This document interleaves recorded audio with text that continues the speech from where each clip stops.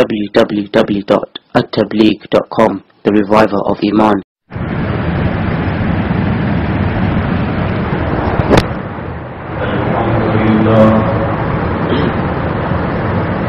Alhamdulillah wa kafa wa salamun ala ibadihi alladhina istafa khususan ala afdalihim wa khatamin nabiyyin Muhammadin al-amin وعلى آله وصحبه أجمعين أما بعد فأعوذ بالله من الشيطان الرجيم بسم الله الرحمن الرحيم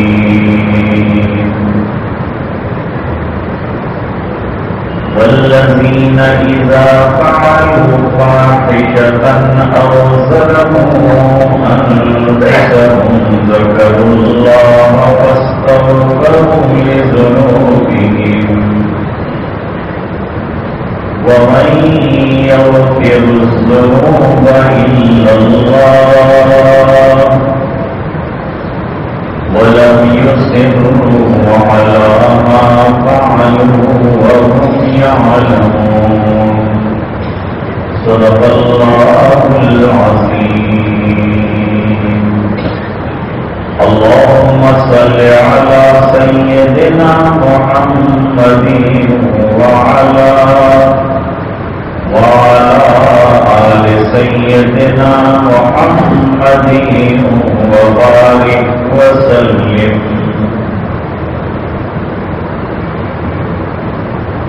بزرگوں اور بھائیوں اور دینی ماں بہنیں،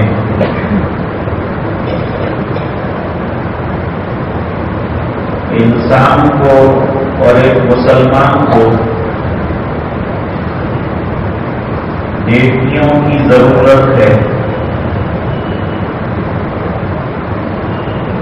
اور نیکیاں آئیں گی اعمال صالحہ سے،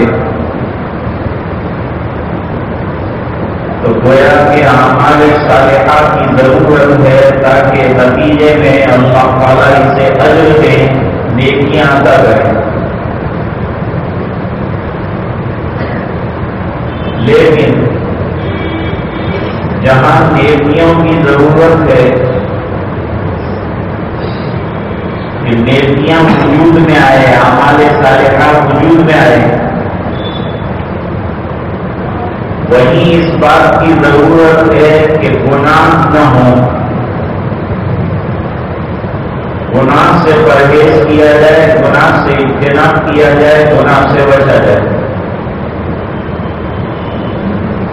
تو دو کام کرنے ہیں، ایک پازیٹیو ہے، ایک نیگیٹو ہے.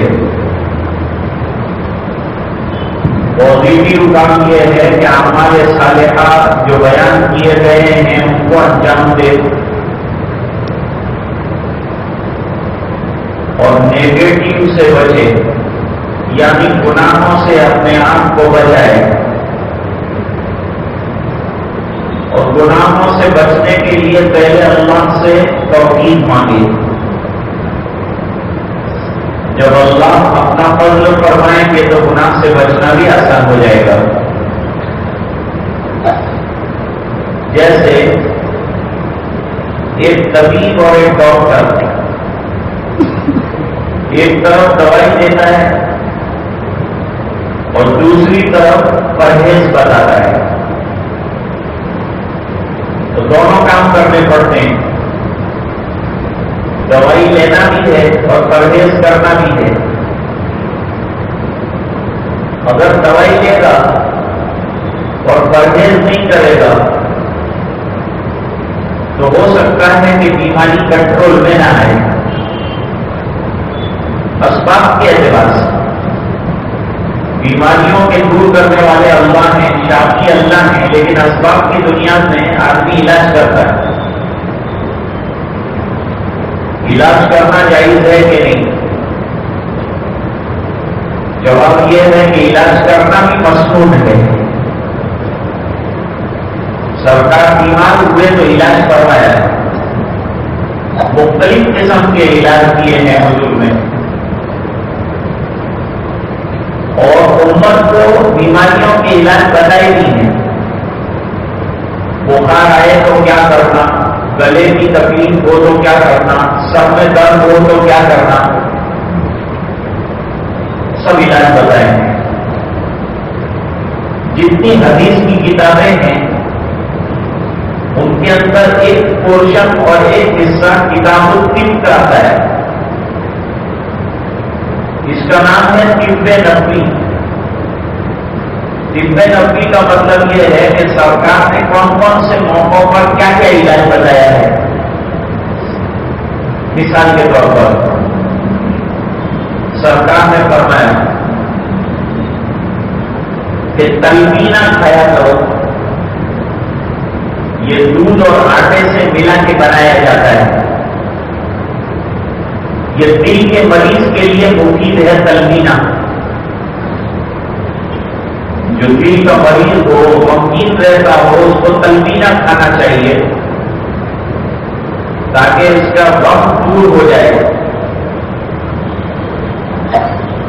پھر سرکار نے فرمایا کہ کلونجی جس کو ہم کہتے ہیں اس میں ہر بیماری کا علاج ہے موت کے علاوہ. سب بیماریوں کا علاج بتایا. ایک حبۃ السودا یعنی کلونجی کے اندر شہد کے بارے میں قرآن کریم میں فرمایا کہ فیہ شفاء للناس، اس میں ہر بیماری سے شفا ہے اور ہر ایک کے لیے. ہمارے حضرت مولانا اسعد مدنی رحمۃ اللہ علیہ شوگر کے مریض تھے، لیکن روزانہ صبح میں ایک بڑا چمچ بھر کر شہد پیتے تھے. لوگ ان کو کہتے تھے کہ حضرت اس میں شوگر بہت ہوتا ہے، تو فرماتے تھے کہ تیرا ڈاکٹر اس میں شوگر بتاتا ہے، میرا ڈاکٹر اس میں شفا بتاتا ہے. میں تیرے ڈاکٹر کی مانوں کہ اوپر والے ڈاکٹر کی مانوں. پوری زندگی کھایا، کچھ بھی نہیں ہوا. احمدآباد سے ایک بزرگ تھے، آپ نے سرکار کی زیارت کی تو شوگر بہت ہیوی رہتا تھا ان کو. تو سرکار سے شکایت کی کہ حضور مجھے یہ شوگر کی بڑی شکایت ہے. سرکار نے فرمایا شہد پیو. چند دن انہوں نے شہد کیا، پھر کسی نے کہا حضرت شہد میں تو بہت زیادہ شوگر ہوتا ہے، چھوڑ دیا. پھر حضور خان میں آئے، پھر وہی شکایت کی. حضور نے کہا میں نے پہلے تو علاج بتایا تھا، وہ کیوں چھوڑ دیا؟ پھر وہ اصلی شہد تلاش کر کے کھانے لگے. واقعی ان کا شوگر سرکار کے فرمانے کے مطابق کنٹرول میں آ گیا. تو یہ یقین کی بات ہے. اللہ کی ذات پر اور اللہ کے وعدوں پر یقین ہوا آدمی کو یہ بڑی بات. اور سرکار نے جسمانی علاج بھی بتائے ہیں، علاج کرنا مسنون بتایا. جیسے آدھی شیشی کا جو درد ہوتا ہے اس کے لیے سرکار نے علاج بتایا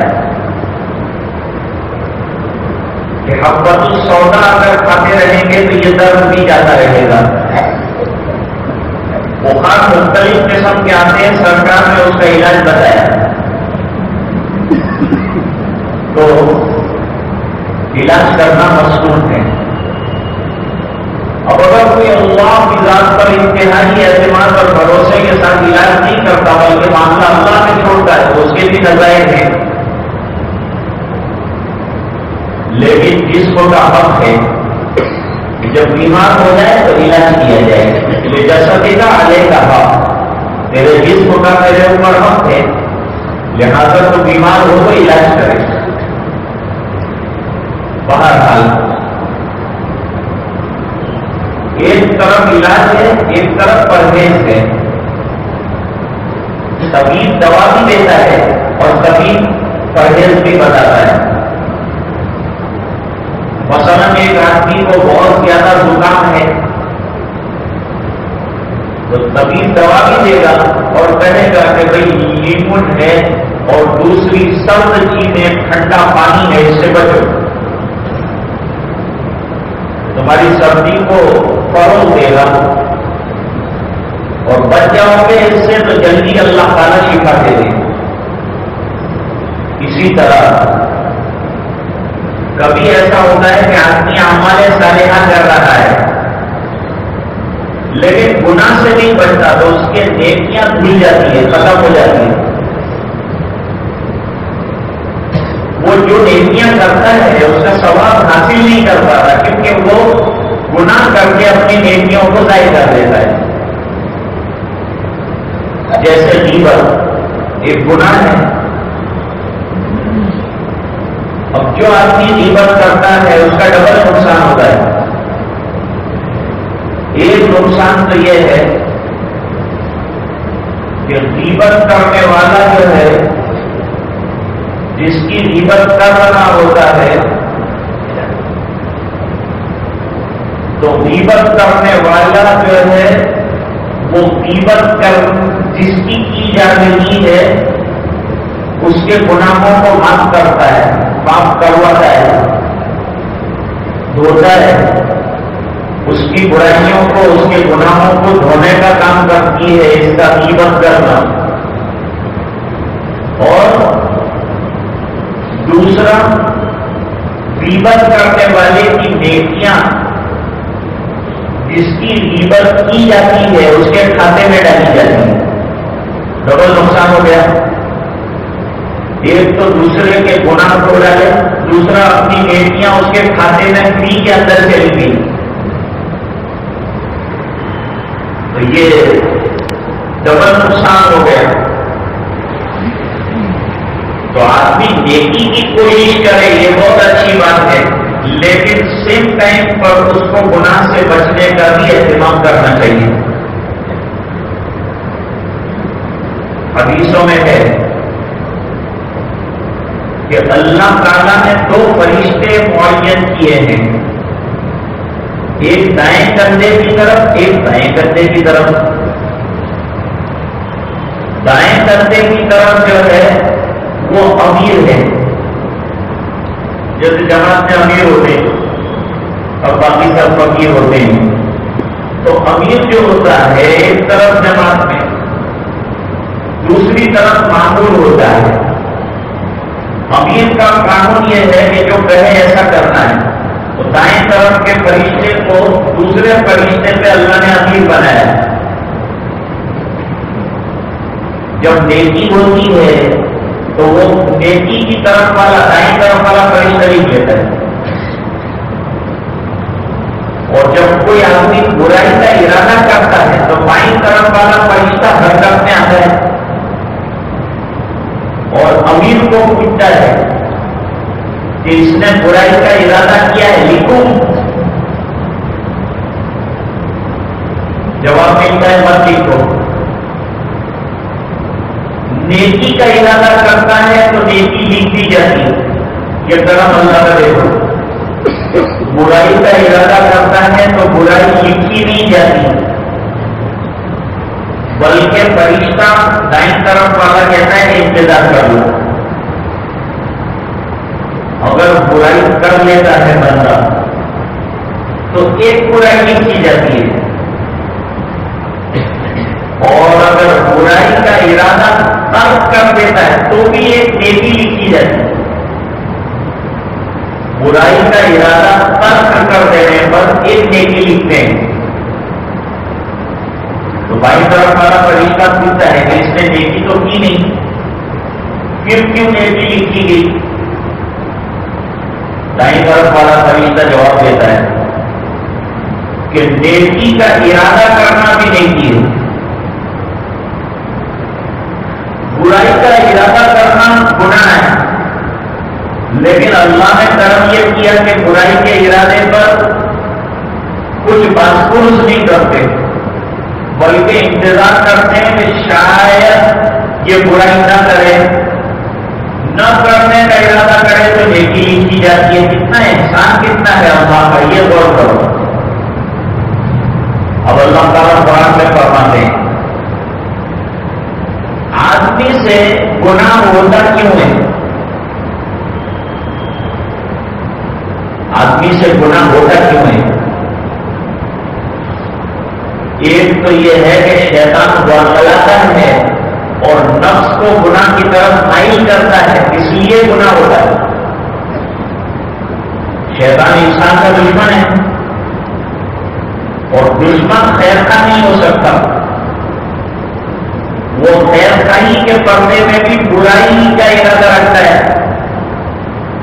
جیسے شیطان انسان کے اعمال جو برے ہوتے ہیں اس کو مزین کر کے پیش کرتا ہے، نتیجتاً آدمی اس کو انجام دیتا ہے. اگر برائی کا گھناؤنا پن اور اس کی بھیانکتا کو ذکر کرے گا تو کون کرے گا گناہ؟ تو گناہ کو چمکا کے پیش کرتا ہے کون؟ شیطان. جب گناہ چمکیلا ہو کر آتا ہے تو آدمی اس کی طرف لپکتا ہے اور وہ گناہ کر بیٹھتا ہے. ایک بات، شیطان کا دوسرا عمل یہ ہے کہ ہر گناہ پر ایک وعید ہے، ایک عذاب ہے. گناہ کو لگا دے گا. زنا اگر اللہ نہ کرے، اللہ نہ کرے، اللہ حفاظت کرے اور عافیت فرمائے، اگر کوئی یہ ناجائز تعلق کی طرف آگے بڑھ گیا تو اس کی وجہیں ہیں کہ گناہ کبیرہ ہے یہ اور بغیر توبہ کے معاف نہیں ہوگا. اور سرکار نے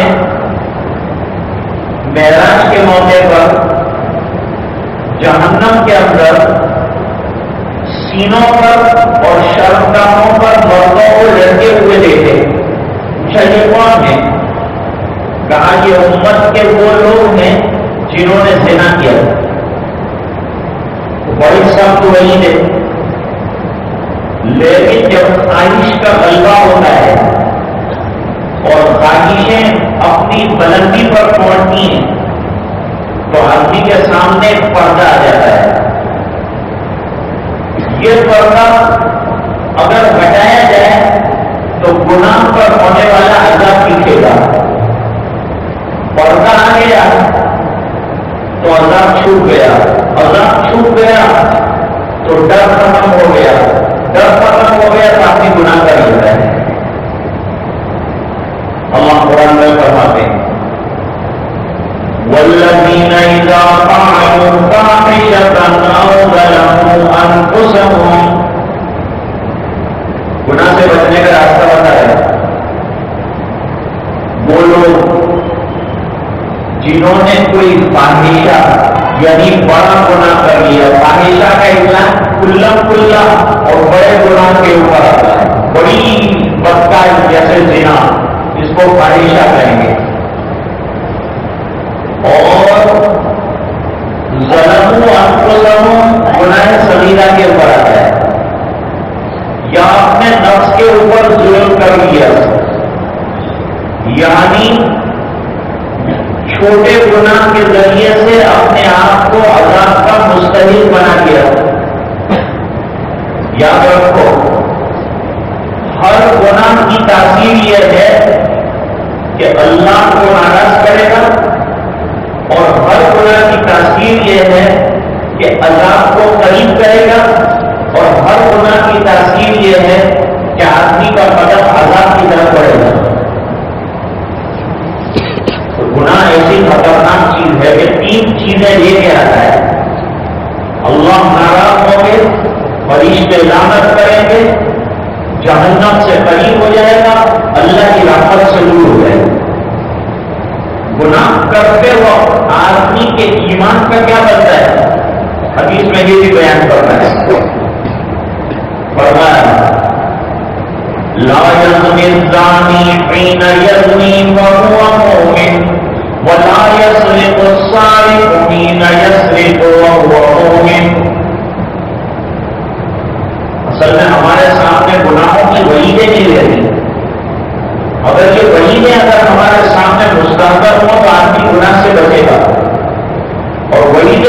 میں نہیں ہوگی تو مبتلا ہو جائے گا. وعیدوں کے استعمال سے عذاب بالکل صاف میں مچلتا ہوا نظر آتا ہے اور آدمی گناہ چھوڑتا ہے. اس کو یاد آ جاتا ہے اس پر پہاڑ کتنی بڑی اللہ کی یہاں ہوگی, اللہ کی یہاں کتنی سزا اس کے اوپر ہوگی, بدکار کے اوپر کیسے کیسے بچھو اور سانپ کو مسلط کیا جائے گا اور وہ کیسے ڈس رہا ہوگا. اس لیے کتابیں وہ بھی پڑھنی چاہیے جس میں گناہوں کی وعیدیں آئیں, اور شیطان کے مغرور فریب کیسے کیسے آتے ہیں اور وہ کیسے مبتلا کرتا ہے گناہ میں, اس کو بھی پڑھنا چاہیے. سرکار فرماتے ہیں جب ناجائز تعلق رکھنے والا ناجائز تعلق رکھتا ہے تو اس کا ایمان نہیں ہوتا. ارے بھائی وہ کلمہ پڑھ رہا ہے کیسے ایمان نہیں ہوتا؟ فرماتے ہیں کہ جب یہ عمل کر رہا ہوتا ہے اس وقت اس کے دل سے اللہ ایمان نکال لیتے ہیں اور سر کے اوپر معلق کر دیتے ہیں. اگر توبہ کر لیتا ہے تو واپس قلب میں ایمان آ جاتا ہے, ورنہ ہینگ ہو جاتا ہے, اس کے سر کے اوپر لٹکتا ہے. اس لیے علماء فرماتے ہیں کہ گناہ سے بہت ڈرو, اس بنا پر کہ کہیں ایسا نہ ہو کہ تم گناہ کر رہے ہو اور تمہاری موت آ جائے تو بغیر ایمان کے گویا دنیا سے جائیں گے, ایمان کا خطرہ ہو جائے گا. اس بنا پر اپنے آپ کو بچاؤ, گناہوں کے تصور سے بھی بچاؤ. اس بنا پر کہ پہلے تصورات آتے ہیں, پہلے خیالات آتے ہیں, پھر گناہ کرنے کے خیال کے بعد آدمی گناہ کرتا ہے. اس لیے فرمایا کہ اکیلے بیٹھو تو ذکر اللہ کرو, اکیلے بیٹھو تو قرآن پڑھو. اس بنا پر کہ جہاں آدمی اکیلا ہوتا ہے وہاں شیطان آ جاتا ہے اور شیطان برگلا کر آدمی کو گناہ پر اٹھاتا ہے اور گناہ کی باتیں سوچنے پر مجبور کرتا ہے اور تنہائی میں آدمی گناہگار ہو جاتا ہے. کوئی نہیں ہے وہاں جب بھی گناہگار ہو جاتا ہے. ایسے اعمال ہیں کہ جن کے کرنے سے آدمی بیٹھے بیٹھے گناہگار ہو جائے. تو فرماتے ہیں ایک معنی تو یہ, دوسرا معنی جو حدیث شریف کا بیان کیا گیا ہے وہ یہ ہے کہ جب چور چوری کرتا ہے, بدکار بدکاری کرتا ہے تو اسے اللہ کا دھیان نہیں رہتا. کیوں بھائی؟ جب آدمی یہ سوچے کہ میرا پروردگار مجھے دیکھ رہا ہے, میرا پروردگار ہر وقت مجھ پر نظر رکھتے ہوئے ہے, اور یہ تصور آپ کو ملے گا کہاں سے کہ میرا رب مجھے دیکھ رہا ہے. وہ معلوم تم جہاں کہیں ہو, رات کے اندھیرے میں ہو یا دن کے اجالے میں ہو, لیکن اللہ دیکھ رہے ہیں. اور ظاہری بات ہے کہ یہ خیال آئے نا اور یہ عقیدہ بن جائے کہ اللہ دیکھ رہے ہیں, اللہ دیکھ رہے ہیں, آدمی گناہ نہیں کرے. کیسے؟ باپ دیکھ رہا ہو تو بیٹا گناہ کرے گا, ماں دیکھ رہی ہو تو بیٹی گناہ کرے گی, استاد دیکھ رہا ہو تو شاگرد غلط کام کرے گا, شیخ دیکھ رہا ہو تو مرید الٹا کام کرے گا, نہیں کرے گا. بالکل اسی طرح سے جب اللہ دیکھ رہا ہو تو بندہ غلط کام کرے گا, نہیں کرے گا. لیکن اس کے لیے مراقبہ چاہیے اور اللہ کا استقبال چاہیے کہ اللہ ہمیں ہر وقت دیکھ رہے ہیں, ہم دیکھ رہے ہوں کہ نہ دیکھ رہے ہوں, اللہ ہم کو دیکھ رہے ہیں. حضرت جبریل علیہ السلام نے سرکار سے سوال کیا تھا. لوگ کہتے ہیں مولانا یہ تصور کیا ہے, یہ سلوک کیا ہے, یہ مجلسیں کیا ہیں. لوگ کہتے ہیں یہ تصوف ہے, تصوف ہے, کوئی نئی چیز ہے. عرب والے کہتے ہیں تصوف کوئی چیز نہیں ہے, سلوک کوئی چیز نہیں ہے. تو بھائی ہے کیا ہے, اس کی حقیقت کیا ہے؟ ارے بھائی اس کی حقیقت حدیث میں بیان ہوئی ہے. حضرت جبریل علیہ السلام نے سوال کیا تھا مل احسان یا رسول اللہ, اللہ کے رسول احسان کیا ہے, ایمان کیا ہے, اسلام کیا ہے؟ پھر سوال کیا احسان کیا ہے حضور؟ قرآن کریم نے جگہ جگہ فرمایا ان اللہ یحب المحسنین, اللہ احسان کرنے والوں کو پسند کرتے ہیں، اللہ نیک اعمال کرنے والوں کو پسند کرتے ہیں۔ اللہ تعالیٰ کے بندے جب نیک اعمال کرتے رہتے ہیں تو درجہ احسان کے اوپر پہنچ جاتے ہیں۔ یہ احسان ہے کیا؟ حضرت شیخ الحدیث مولانا زکریا صاحب رحمۃ اللہ علیہ کو ایک بزرگ نے پوچھا کہ حضرت یہ تصوف کیا ہے، میں سمجھا نہیں ہوں۔ فرمایا تصوف کی ابتدا یہ ہے کہ انما الاعمال بالنیات، یہ پہلی حدیث ہے بخاری شریف میں، اپنی نیتوں کو درست کرنا۔ پھر یہ کرتے کرتے کرتے آدمی اس درجے پر پہنچتا ہے اَتَعْبُدَ اللَّهَ كَأَنَّكَ تَرَاهُ، اللہ کی عبادت کو اس طرح سے کرے گویا کہ تو اللہ کو دیکھ رہا ہے۔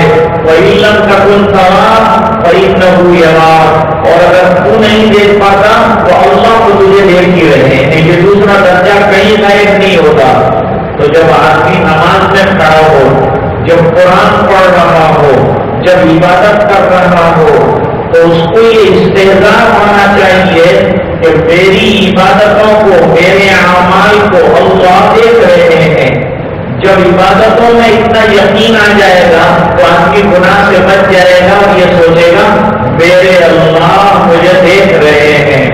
جو انتہائی مہربان ہیں، جنہوں نے آنکھیں قرآن دیکھنے کے لیے دی ہے، وہ آنکھیں غلط جگہ دیکھ رہی ہیں۔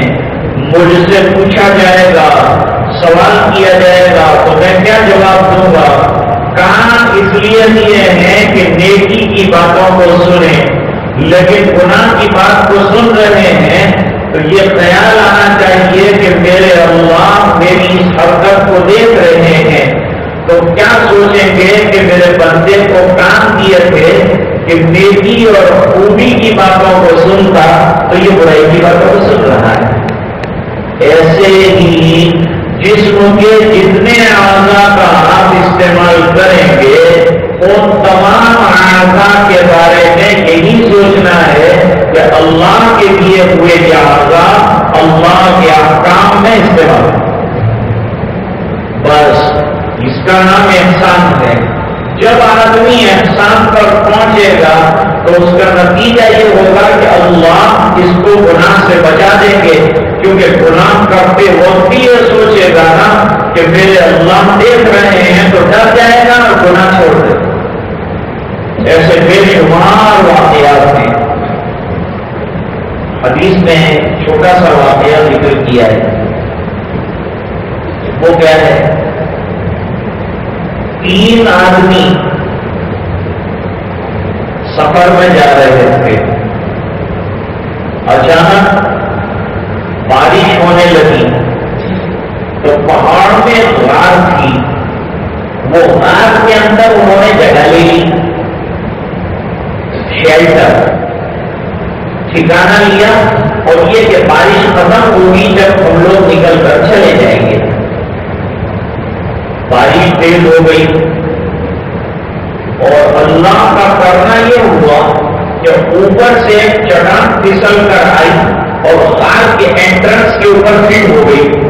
اتنی فٹ ہوئی کہ اندر سے نکلنا مشکل، چٹان کو تک پہنچ بھی نہیں کر سکتی۔ تو انہوں نے سوچا کہ اب تو زندہ خبر ہو گئی، اندر سے نکلنے کا کوئی سوال نہیں ہے، اب نکلیں گے تو کیسے نکلیں گے؟ اب انہوں نے اپنی سوچ لڑانا شروع کیا۔ اندر سے نکلنے کی ترکیب جسمانی تو ہے نہیں، کوئی ہم کو آ کے یہاں غار کے اندھیرے میں دیکھنے والا ہے نہیں، کوئی مسافر آئے دیکھے آ کر تو بات الگ ہے، ورنہ مستقل کوئی دیکھنے تھوڑا آئے گا غار کے اندر کوئی رہ رہا ہے نہیں رہ رہا ہے، تو مرنا یقینی ہے۔ تو انہوں نے سوچا یہ چٹان ہٹانے کا حل یہ بھی راستہ ہے، ہم لوگ اپنی زندگی میں غور کریں اور کوئی ایک عمل ایسا ڈھونڈ نکالیں کہ جو ہم نے خالص اللہ کے لیے کیا ہو، جس کے اندر ریاکاری کا یا دوسرے ارادے کا دخل نہ ہو۔ ایسا کوئی عمل ہماری زندگی میں ہو تو اس کی وسیلے سے دعا کریں، ہو سکتا ہے چٹان ہٹ جائے۔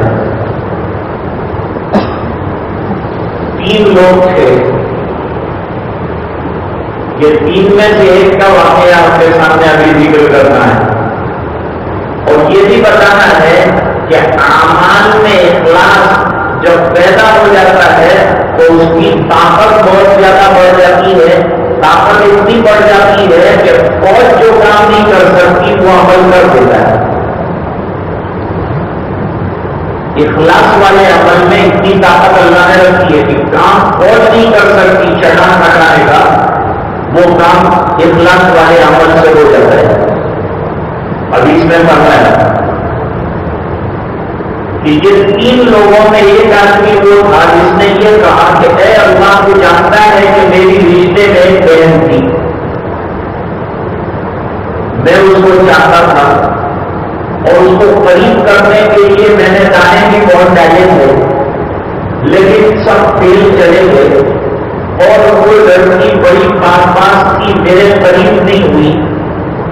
اگر لڑکیاں نیک ہو، ان کی نگاہیں پاک ہوں تو جو الٹا درد لوگ ہیں اور جو بدماش ہیں ان کو موقع نہیں ملتا، لیکن لڑکی بے پردہ ہے تو آدھا چانس جو ہے بدماش گنڈے آزاد لڑکے کو مل جاتا ہے، آوارہ کو مل جاتا ہے کہ وہ جو ہے اس کے ساتھ چھیڑخانی کرے۔ اگر پردہ ہے بولتا ہے تو کہے کی چھیڑخانی کرے۔ ایک بات، دوسری بات یہ ہے کہ ماں باپ نے پاک دامنی کے سبق پڑھائے ہوں گے تو ظاہری بات ہے کہ نگاہ نیچی رکھ کر چلے گی، ادھر ادھر تقسیم کرتی ہوئی نہیں پھرے گی، تو اللہ تعالیٰ پھر بچانے کی حفاظت کرنا ہے۔ لڑکی بہت پاکیزہ تھا، مزاج نہایت اچھا تھا، ذرا بھی ٹس کی مست نہیں ہوئی اور ذرا بھی متوجہ نہیں ہوئی، یہاں تک کہ ایک مرتبہ قرضے کے اندر گر گئی۔ قرضہ کس سے مانگوں؟ سوچا غیر کے پاس جاؤں گی تو میری پاک دامنی کا مسئلہ کھڑا ہو جائے گا، کیونکہ وہ موقع سے فائدہ اٹھا کر بدکاری کو سوچے گا تو میری پاک دامنی خطرے میں پڑ جائے گی۔ اس بنا پر غیر کے پاس نہیں گئی، اور یہ جو چچا جان بھائی تھا اس سے قرضہ مانگا، قرضہ دینے کے لیے تو تیار ہو گیا، لیکن یوں کہا کہ مجھے تیرے ساتھ تعلق رکھنے کا موقع دے۔ مجبور ہو گئی تھی، اس بنا پر اس نے حامی بھر دی اور وقت طے ہوا، اور جب آ کر یہ اس کے سامنے لیٹ گئی اور یہ نوجوان پوری طرح بدکاری کے لیے تیار ہو گیا تو حدیثوں میں آتا ہے کہ وہ لڑکی رو پڑی اور رو کر یوں کہا کہ اللہ کے بندے کو اللہ سے نہیں ڈرتا، اللہ ہماری عمل کو دیکھ رہے ہیں تو کیا اللہ کو منہ دکھائیں گے اور کیا اللہ کو جواب دیں گے؟ آج تک مجھے کسی نے ناجائز طریقے پر انگلی نہیں لگائی اور آج تو میری عزت کے پرچے اڑانے کے لیے تیار ہوا ہے، تو اللہ سے نہیں ڈرتا۔ تو اللہ کا ڈر اچانک میرے دل میں پیدا ہو گیا۔ یہ لڑکی کے تلقین کرنے سے شیطانی بڑبڑاہٹ کی وجہ سے بیٹھ چکا تھا گناہ کرنے کے لیے، لیکن فوری طور پر اللہ کا ڈر اور اللہ کا دیکھنا یاد دلایا، جس کے نتیجے میں نے اے اللہ پیسہ بھی معاف کر دیا اور گناہ کرنے سے اس کو چھوڑ دیا، اور میں نے کہا جا مجھے گناہ بھی نہیں چاہیے اور مجھے پیسہ بھی نہیں چاہیے۔ اے اللہ میں یہ گناہ سے بچا، اور لڑکی نے تلقین کی اللہ سے ڈر، ولا تفضل خاتم، تو اللہ میں بچ گیا، اللہ تیرے ڈر کی وجہ سے میں نے گناہ نہیں کیا۔ اگر میرا یہ عمل واقعی مخلصانہ تھا تو یہ چٹان کو ہٹائیے گا، فوراً ایک دھماکہ ہوا چٹان کر دی۔ یہ ہے اخلاص والے عمل کی برکت ہو تو دوسری چیز ہے، لیکن یاد کیا دلایا؟ گناہ کے وقت اللہ کی یاد دلائی۔ آدمی اللہ کی عظمتیں اور اس کی سطوتیں اور اس کی بزرگیوں کا استحضار اگر کرتا ہے تو اللہ تعالی گناہ سے بچا دیتے ہیں اور حفاظت فرماتے ہیں۔ آیت کریمہ میں اس کا تذکرہ ہے کہ جب متقیوں سے کوئی گناہ کا صدور ہونا چاہتا ہے تو بچانے والی چیز ذکر اللہ ہے۔ اللہ کا ذکر ہو گیا، اللہ کا گیان آ گیا، ذکر اللہ، ان کو اچانک اللہ کی یاد آئی، فاستغفروا لذنوبہم، اور انہوں نے فوراً اللہ کے دربار میں معافی مانگی۔ تو اس آیت میں ذکر اللہ کا بھی تذکرہ ہے اور استغفار کا بھی تذکرہ ہے کہ گناہ ہو جائے تو استغفار کی کثرت کی جائے، اور گناہ کا خیال آئے تب بھی استغفار کی کثرت کی جائے۔ اس کی برکت سے کیا ہوگا؟ فرماتے ہیں اللہ تعالیٰ گناہ سے بچا دیں گے اور حفاظت فرمائیں گے۔ اور اللہ کے علاوہ کون ہے گناہوں سے بچانے والا اور کون گناہوں کی معافی دینے والا ہے؟ لیکن شرط یہ ہے کہ گناہ کرنے والا گناہ پر اصرار نہ کرے۔ گناہ پر اصرار کا مطلب یہ ہے کہ ایک ہے اقرار گناہ، ایک ہے اصرار، یعنی گناہ پہ گناہ کرتے چلے جانا اور دل میں توبہ کا خیال رکھنا آنا اور یکے بعد دیگر گناہوں کو انجام دینا، اس سے اپنے آپ کو بچائے۔ تو فرماتے ہیں کہ دو کام کرنا ہے، نیکیاں کرنا بہت اہم ہے، بہت ضروری ہے، جو ہمارے صالحات کی شکل میں وجود میں آئیں گے۔ دوسری طرف گناہوں سے بچنا انتہائی طور پر ضروری ہے، ورنہ برائیاں نیکیوں کو کھا جائیں گی۔ ادھر نماز پڑھی، ادھر بیٹھ کر غیبت کی تو غیبت نمازوں کو کھا جاتی ہے۔ اگر نماز پڑھی اور جا کر شراب پی لیا، نتیجتاً نماز کے ثواب کو ضائع کر ڈالا۔ تو کبھی کبھی ایسا ہوتا ہے کہ آدمی سوچتا ہے آج تو میں نے بہت نیکیاں کما لی، لیکن کمانے کے ساتھ جو گنوا رہا ہے وہ اس کو تو کاؤنٹ نہیں کرتا۔ رات کو ذرا آدمی کو سونے سے پہلے دن بھر کے اعمال پر غور کرنا چاہیے کہ آج کون کون سے اچھے عمل میں نے کیے، نیکیاں زیادہ کی ہے کہ گناہ زیادہ کیے۔ کسی کو بتانے کی ضرورت نہیں ہے، خود سروے کرنا چاہیے۔ کتنی جگہ میں نے نگاہوں کا کھیل کھیلا ہے، کتنی جگہ زبان نے جھوٹ بولا ہے، کتنی جگہ غلط باتوں کو میں نے سنا ہے، کتنی جگہ میرے دل نے غلط ارادے اور گناہ تصورات کو جمایا ہے۔ تمام چیزوں کو سوچتا رہے گا تو اس نتیجے پر پہنچ جائے گا کہ آج کا دن نفع کا رہا ہے کہ آج کا دن نقصان کا رہا ہے۔ پھر اس کے بعد دو رکعتیں اللہ کے دربار میں پڑھو اور اپنی کوتاہیوں پر اللہ سے معافی مانگو اور استغفار کرو کہ اللہ اس شیطان کے برگلانے سے ایسا ہو گیا، سو گئے رات کو توبہ کر کے سوئے ہیں، اللہ گناہوں کو معاف بھی فرما دیں گے، اور رات میں اگر دنیا سے چلا گیا تو توبہ تائب ہو کر ایمان پر دنیا سے جائے گا۔ اللہ تعالیٰ سب کو سمجھنے کی توفیق۔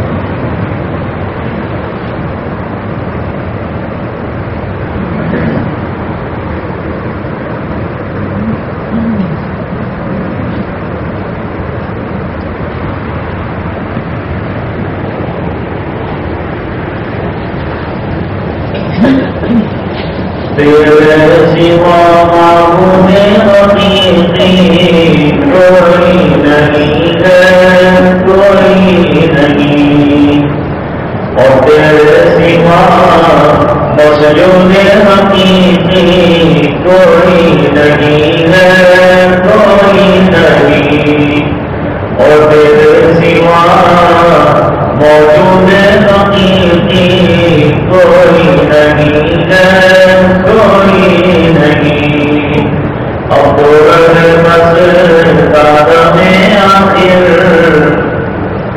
ورد دعا ہے میرے ملا، لا الہ الا اللہ، لا الہ الا اللہ، لا الہ الا اللہ، لا الہ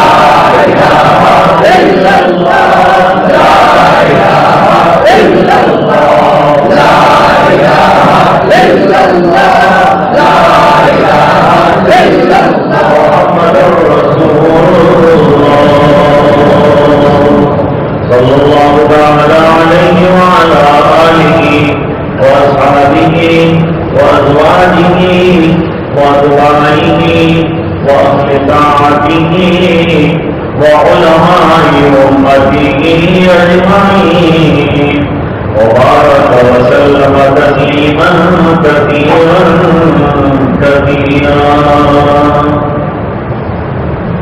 اب سے تھوڑی دیر کے لیے انشاءاللہ مراقبہ کریں گے. مراقبہ اللہ کی رحمت کے انتظار میں اور اللہ کے دھیان میں بیٹھنے کا نام ہے اور تصور کرنے کا نام ہے. تصور یہ رہے گا اللہ کی رحمت برس رہی ہے اور دل میں سما رہی ہے. دل اللہ اللہ اللہ کر رہا ہے. آنکھیں بند ہو، جسم میں نقل و حرکت نہ ہو، سر کو دل کی طرف ذرا سا جھکایا جائے اور یہ تصور جاری رکھا جائے. اللہ کی رحمت برس رہی ہے، دل میں سما رہی ہے. دل اللہ اللہ اللہ کر رہا ہے.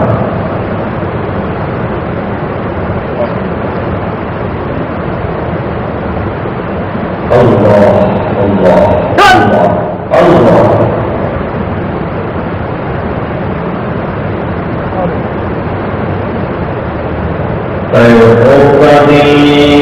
بیدار جاؤ بیدار جاؤ بیدار جاؤ.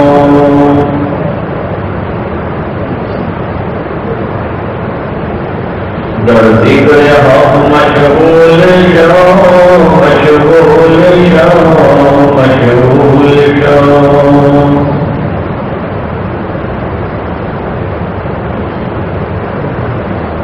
عزیزو دوستو یارو یہ دنیا دار فانی ہے.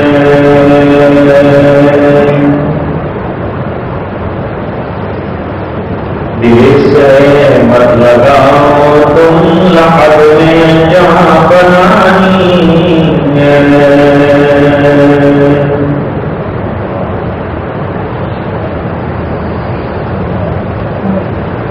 آیا بہردا فسال راج دنیا میں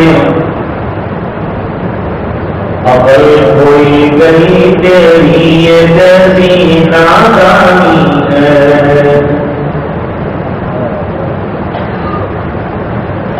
درود رکھ نمازیں پڑھ خدا کو یاد کر ہر دم. یہ نیک تجھے ایک دن کہانی ہے.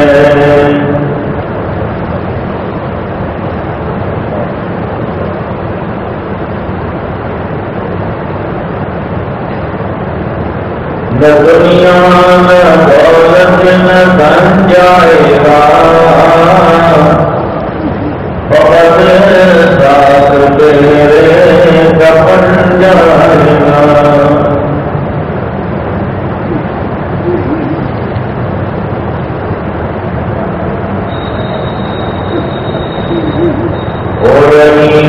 عمر مثل برف کم رفتہ رفتہ چمکے چمکے دم بدم. ایک دن مرنا ہے آخر موت ہے کر لے جو کرنا ہے آخر موت ہے.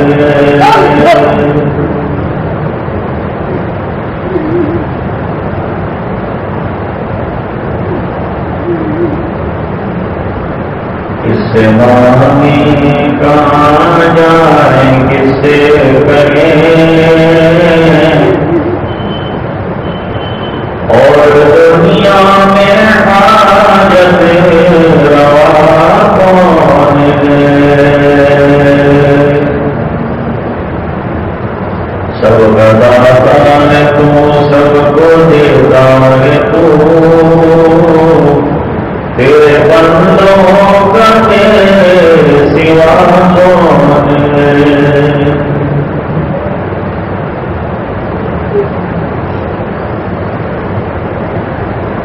کون مقبول ہے کون مردود ہے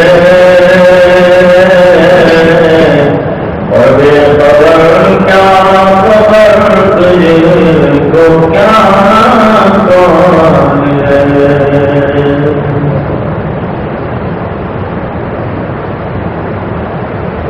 جب کھلیں گے عمل سب کے میزان پر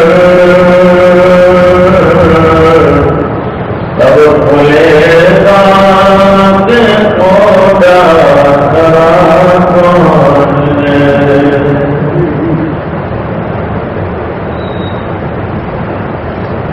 مراقبے کے دوران یہ سوچنا چاہیے کہ آج کہاں گیا تو آنکھیں بند کر لی ایک دن وہ آئے گا جب آنکھوں پر اور جسم پر اختیار ختم ہو جائے گا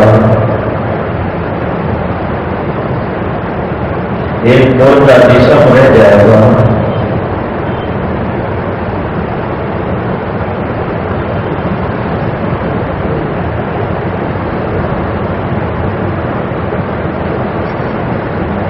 لا إله إلا الله محمد رسول الله صلى الله عليه وسلم اللهم صل على سيدنا محمد وعلى آل سيدنا محمد وبارك وسلم آتنا في الدنيا حسنة وفي الآخرة حسنة وقنا عذاب النار قنا عذاب القبر وقنا عذاب الحشر وقنا عذاب الفقر وقنا عذاب الضيق واحشرنا يوم القيامة مع الأبرار لا تزغ قلوبنا بعد إذ هديتنا وهب لنا من لدنك رحمة إنك أنت الوهاب ربنا إنك جامع الناس ليوم لا ريب فيه إن الله لا يخلف الميعاد اللهم إن قلوبنا ونواصينا وجوارحنا بيدك لم تبلغنا منها شيئا فإذا فعلت ذلك بنا فكن أنت ولينا واهدنا إلى سواء السبيل اللهم آت نفوسنا تقواها وزكها أنت خير من زكاها أنت وليها ومولاها يا مقلب القلوب ثبت قلوبنا على دينك يا مصرف القلوب ثبت قلوبنا إلى طاعتك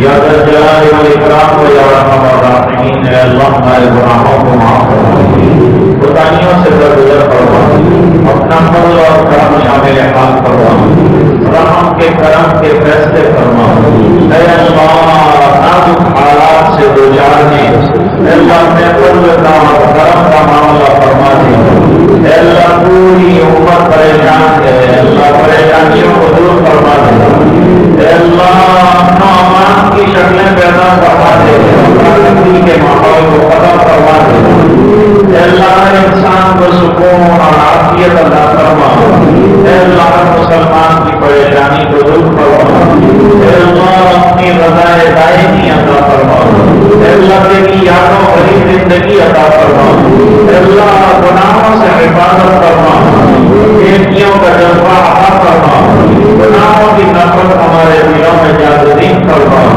اور اللہ نیکیوں کا عشق عطا فرما اللہ تلاوت کا جذبہ عطا فرما اور تیری یادوں سے لبریز زندگی عطا فرما غافلانہ زندگی سے اللہ حفاظت فرما اے اللہ معصیات سے حفاظت فرما ہمارے صالحہ کی توفیق عطا فرما اے اللہ ہمارے اخلاق کو عمدہ کر دے اے اللہ ہمیں با اخلاق بنا دے اے اللہ با حیا زندگی نصیب فرما اے اللہ بے حیائیوں سے حفاظت فرما اے اللہ ہمیں عقیدوں میں پختگی عطا فرما اس سے ہونے کا سچا یقین نصیب فرما صراط مستقیم پر گامزن فرما ہدایت والی زندگی عطا فرما ضلالت اور گمراہیوں سے محفوظ فرما اے اللہ نبی کریم صلی اللہ علیہ وسلم کی اتباع زندگی کے ہر شعبے میں عطا فرما نمازوں کا عاشق بنا دے